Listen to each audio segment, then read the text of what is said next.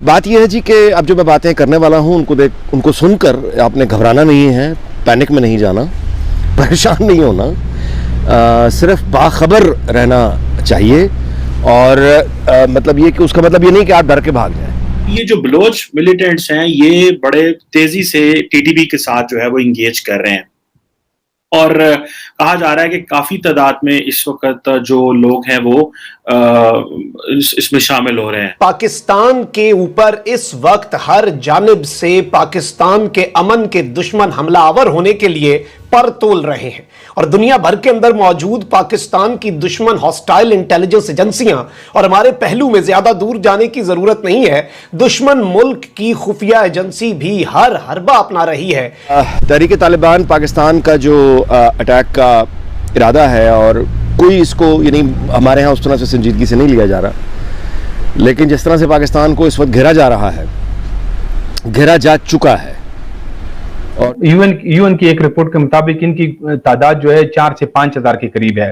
तो इसमें ज्यादातर हमारे ये कबायली इलाकों के लोग हैं। नमस्कार दोस्तों, स्वागत है आप लोगों का INL न्यूज के एक और नए वीडियो में। दोस्तों, हर बीते दिन के बाद जो बलूचिस्तान की जो तहरीक है या फिर और भी पाकिस्तान में जो तहरीकें चल रही हैं आज़ादी के, वो जो है उसमें मजबूती देखने को मिल रही है। और दोस्तों, पाकिस्तान में जो रिपोर्ट्स आ रहे हैं और पाकिस्तान के जो सहाफ़ी हैं उनका ये कहना है कि आने वाले दिनों में जो टीटीपी और BLA है, जो कि उनका एक साथ का गठजोड़ है, वो इस्लामाबाद पर बहुत बड़ा अटैक करने वाले हैं। और ये जो अटैक है ये इतना बड़ा होगा कि पाकिस्तानी आर्मी ने सोचा नहीं होगा। दोस्तों, आपने सोचा होगा कि पाकिस्तानी आर्मी जो है वो लगातार ऐसी बातें क्यों कर रही है कि हमें टीटीपी से बात करना चाहिए। ऐसा इसलिए हो रहा है क्योंकि पाकिस्तानी आर्मी बहुत अच्छे तरीके से ये बात समझ चुकी है कि हमारा जो मुकाबला है जो है वो टीटीपी और BLA के साथ अगर हुआ तो उसमें निश्चित जो हार है वो पाकिस्तानी आर्मी की होगी। हालांकि पाकिस्तानी आर्मी के पास एयरफोर्स भी है जो कि ऊपर से बम कर सकती है, लेकिन फिर भी जो उनके पास अभी लेटेस्ट वेपन आ चुके हैं उससे पाकिस्तानी जो आर्मी है वो खौफ में है। आपने कई पाकिस्तानी एंकरों को ये कहते सुना होगा कि जो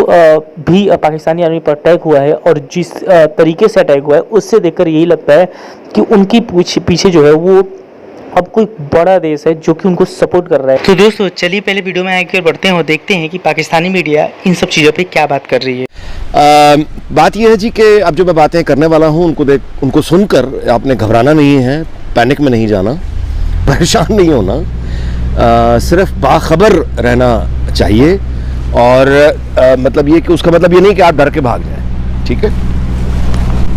गुजारिश ये है कि तहरीक तालिबान पाकिस्तान का जो अटैक का इरादा है और कोई इसको यानी हमारे यहाँ उस तरह से संजीदगी से नहीं लिया जा रहा, लेकिन जिस तरह से पाकिस्तान को इस वक्त घेरा जा रहा है, घेरा जा चुका है।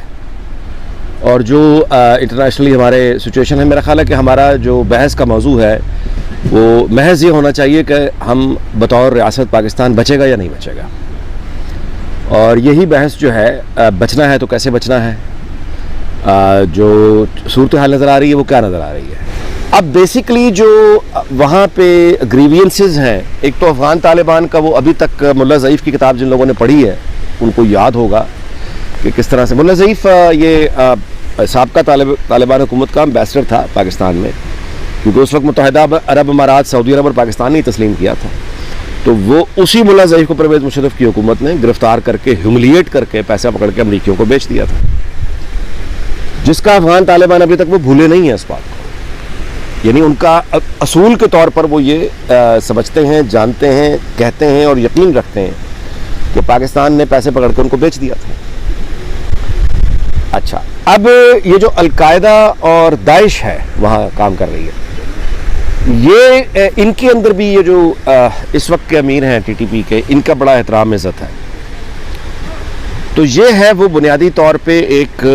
ग्राउंड पर मौजूद फोर्स जो अटैक कर रही है। अब आगे है कि पाकिस्तानी तालिबान जो है उन्होंने रिसेंटली अनाउंस किया है कि जो बलोच जिहादी ग्रुप है जिनका लीडर असलम बलोच था, उसने नौशिकी डिस्ट्रिक्ट जो है सदरन बलोचिस्तान का, वहां पे उन्होंने जो है वो टीटीपी के साथ मर्ज किया। अब ये जो बलोच मिलिटेंट्स हैं ये बड़े तेजी से टीटीपी के साथ जो है वो इंगेज कर रहे हैं और कहा जा रहा है कि काफी तादाद में इस वक्त जो लोग हैं वो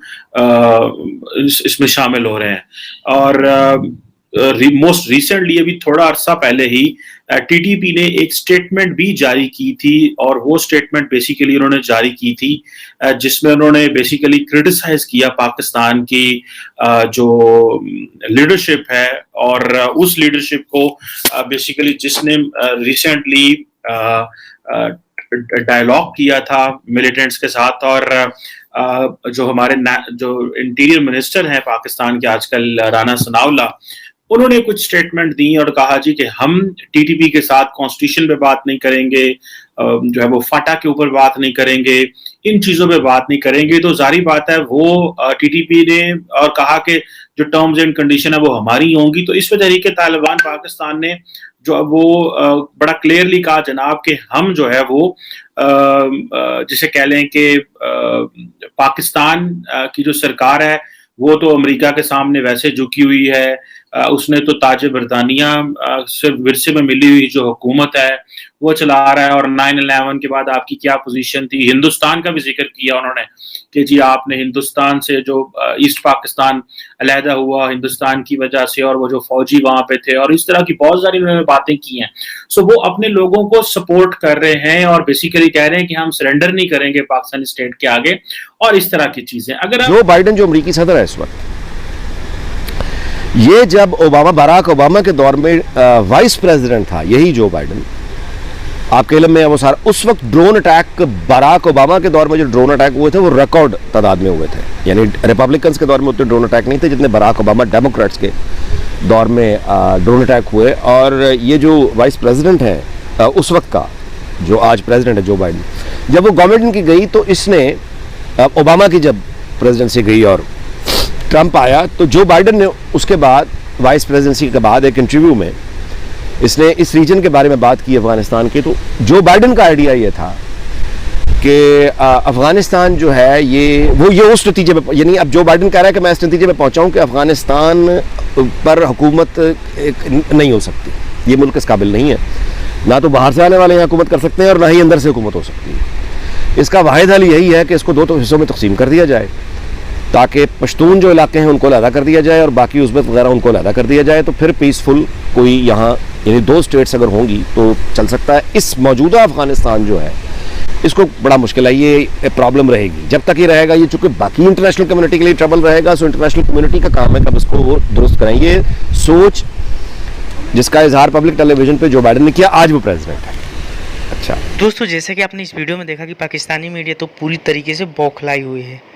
क्योंकि वो ये बात जानती है कि जो पश्तूनों का अभी जो तहरीक है जो पाकिस्तान में चल रहा है, उसके बाद बलूचिस्तान का जो तहरीक है जो पाकिस्तान में चल रहा है, वो इतना खौफनाक है कि पाकिस्तान जो है वो 2 टुकड़े जो है इसके तो अभी ही हो जाएंगे।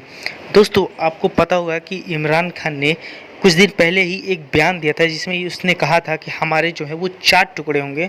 उसके बाद से पाकिस्तानी मीडिया ने काफ़ी इमरान खान को घेरा था कि ऐसे इमरान खान को नहीं कहना चाहिए, क्योंकि एक दुश्मन देश भी इस प्रकार की बातें पब्लिकली नहीं करता। लेकिन आज उस देश का एक प्राइम मिनिस्टर होके इस बारे में कहना, ये कहीं ना कहीं बहुत ही शर्मनाक बात थी। लेकिन अब जो चीज़ें सामने आ रही हैं, अब जो तहरीकें वो पाकिस्तान में लगातार तेज़ हो गई हैं, क्योंकि उन्होंने भी देखा है कि पाकिस्तान जो है वो चारों तरफ से फंसा है, और इसीलिए और इसी टाइम पे इन्होंने अपनी जो तहरीक है उसमें बहुत ज़्यादा मजबूती उनको देखने को मिली है, और इसीलिए वो लगातार जो अपनी तहरीक है उसको मजबूत और करने की कोशिश कर रहे हैं, जिससे कि पाकिस्तान बहुत ज़्यादा परेशान है। क्योंकि पाकिस्तान को ये बात तो पता है कि अगर तहरीक जो है और आने वाले दिनों में मजबूत हो गई तो फिर पाकिस्तान के 2 टुकड़े और होने से कोई नहीं बचा सकता। तो दोस्तों, बस आज की वीडियो में इतना ही। आई थिंक कि आप लोगों को वीडियो अच्छा लगा होगा। तो अगर आपको वीडियो अच्छा लगे तो वीडियो को लाइक और हमारे चैनल INL न्यूज़ को जरूर सब्सक्राइब करें, क्योंकि हम आपके लिए ऐसी वीडियो लाते रहते हैं।